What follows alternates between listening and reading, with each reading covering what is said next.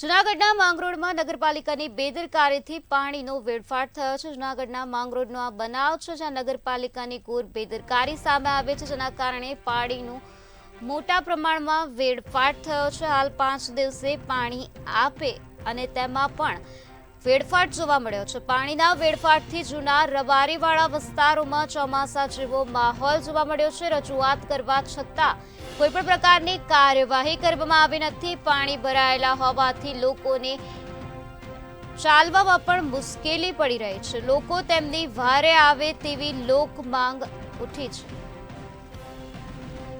તો જૂનાગઢનો આ બનાવ પ્રકાશમાં આવ્યો છે, જ્યાં માંગરોળમાં નગરપાલિકાની બેદરકારીથી પાણીનો મોટા પ્રમાણમાં વેડફાટ જોવા મળી રહ્યો છે। પાણીના વેડફાટથી જૂના રબારીવાળા વિસ્તારમાં ચોમાસા જેવો માહોલ જોવા મળ્યો છે।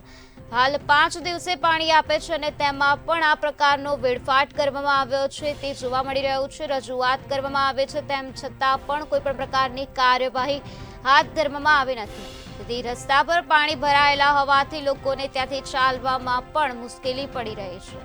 ત્યારે કોઈ કાર્યવાહી કરવામાં આવે અને આ સમસ્યાનું નિરાકરણ લાવવામાં આવે તેવી લોક માંગ ઉઠી છે। જૂનાગઢનો આ બનાવ છે, જ્યાં પાણીનો મોટા પ્રમાણમાં વેડફાટ થયો છે। નગરપાલિકાની બેદરકારીના કારણે આ પ્રકારનો પાણીનો વેડફાટ થયેલો જોવા મળી રહ્યો છે।